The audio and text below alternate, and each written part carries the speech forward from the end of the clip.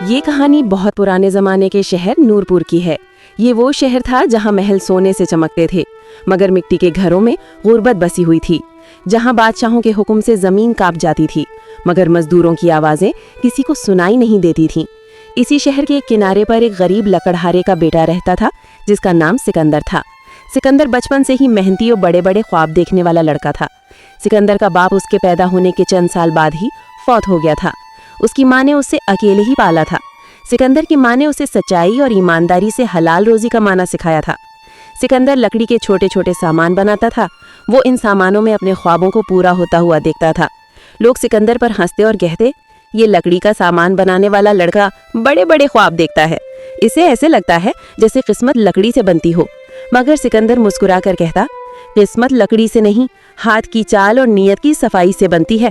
میں محنت اور ایمانداری سے کام کرتا ہوں، مجھے میرا پھل ایک دن ضرور ملے گا۔ ایک دن شہر میں اعلان ہوا، بادشاہ جلال الدین اپنی سالگرہ کے موقع پر ایک عظیم جشن منائے گا۔ بادشاہ سلامت نے اعلان کیا، جو شخص مجھے ایسا قیمتی تحفہ دے جو نہ ٹوٹے نہ خراب ہو، جو وقت کے ساتھ کبھی ختم نہ ہو، جو بھی مجھے ایسا تحفہ دے گا میں اسے بہت بڑا انعام دوں گا اور دربار میں خاص مقام عطا کروں گا۔ پورا شہر ہلچل میں آ گیا۔ سناروں نے سونا پگھلایا اور قیمتی زیور بنانے شروع کر دیے۔ سنگت راشوں نے پتھر تراش کر انہیں خوبصورت شکل دینی شروع کر دی۔ شاعروں نے بادشاہ کے لیے قصیدے لکھنے شروع کر دیے۔ سارے شہر والے بادشاہ کا قیمتی تحفہ بنانے میں مصروف تھے۔ وہ سب بادشاہ کو متاثر کرنے کے خواب دیکھ رہے تھے۔ سکندر نے بھی فیصلہ کیا کہ وہ بادشاہ کے لیے کچھ بنائے گا اور اس مقابلے میں حصہ لے گا۔ اس کے پاس کوئی قیمتی چیز تو نہیں تھی، بس لکڑی کو شکل دینے کا ہنر تھا۔ وہ 3 دن اور 3 راتیں جاگتا رہا۔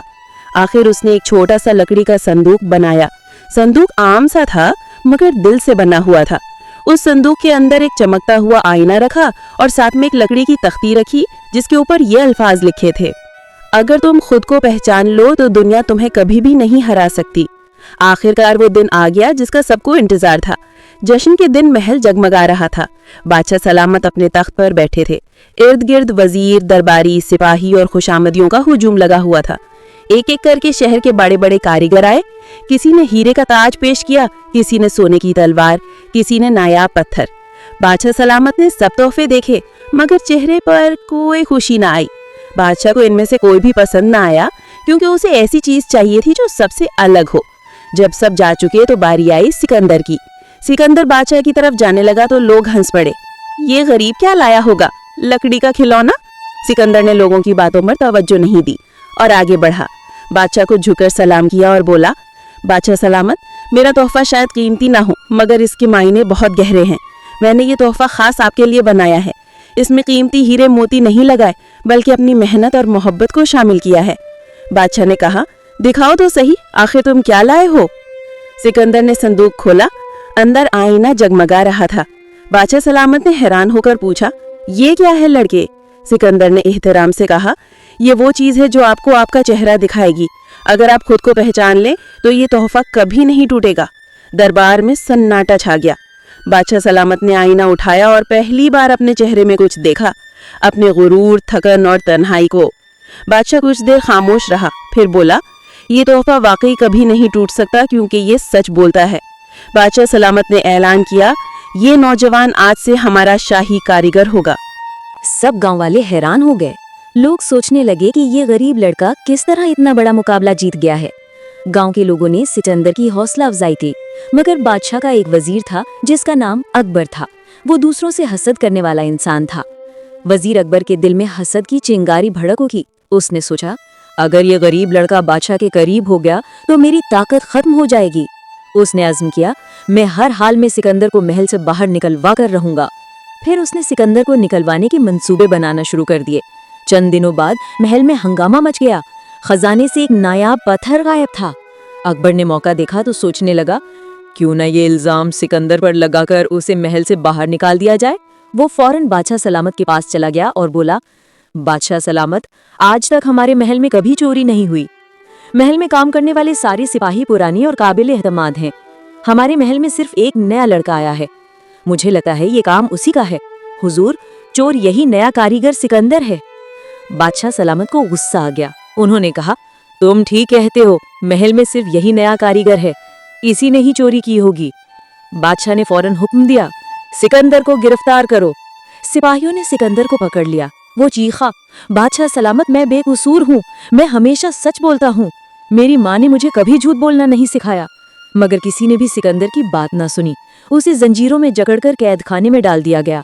रात के अंधेरे में जब चांद अपनी रोशनी की किरणें बिखेर रहा था, सिकंदर आसमान की तरफ मुंह किए चांद को देख रहा था। वो सोच रहा था कि शायद सच बोलने वालों के लिए दुनिया हमेशा कैद बन जाती है, मगर मैं झूठ नहीं बोलूंगा। कई दिन गुजर गए, लेकिन सिकंदर अब भी कैद में था। एक दिन कैद खाने का दरवाजा आहिस्ता आहिस्ता खुलने लगा।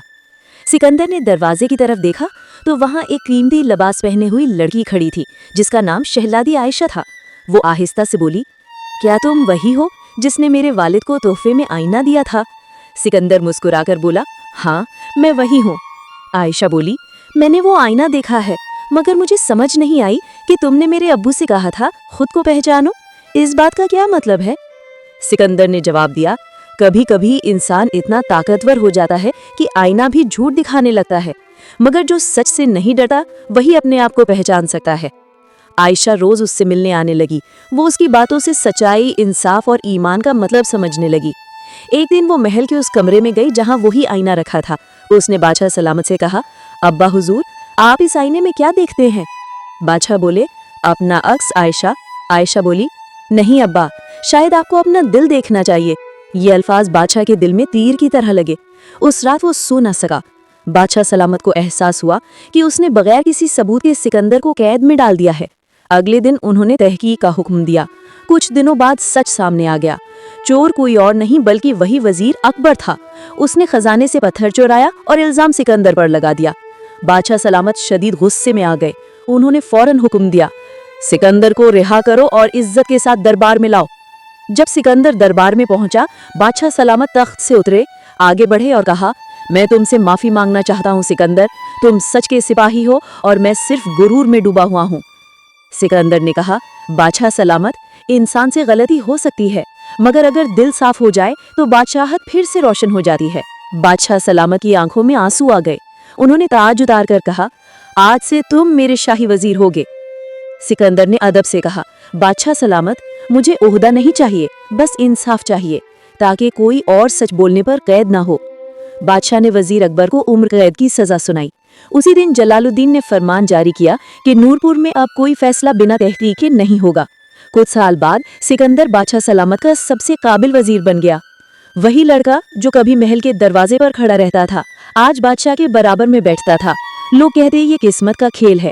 सिकंदर मुस्कुराकर कहता, ये ईमानदारी का सिला है।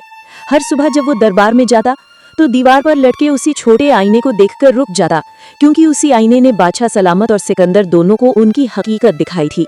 इस कहानी से हमें सबक मिलता है कि जब इंसान खुद को पहचान ले तो तख्त और खाक में कोई फर्क नहीं रहता।